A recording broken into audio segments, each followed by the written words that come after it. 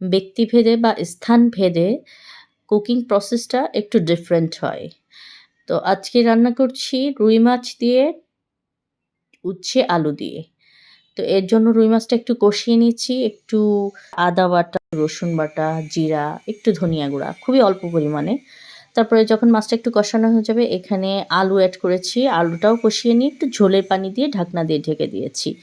এখনও উচ্ছে এড করিনি। তো দেখুন উচ্ছে কখন এড করছি। তো এই ঝোলের পানিটা যখন বলক উঠে যাবে, তখনই আমি এই উচ্ছেটা এড করব। উচ্ছেটা খুবই পাতলা করে কেটেছি।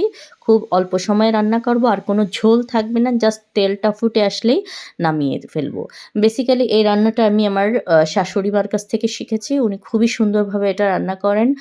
আর উনি বেশিরভাগই ভেটকি মাছ দিয়ে রান্না করতেন। তো আমি আজকে রুই মাছ দিয়ে রান্না করেছি, যেটাও বেশ মজার হয়। দেখুন কালারটা খুব বেশি চেঞ্জ হয়নি, উচ্ছের কালারটাও সুন্দর রয়ে গেছে।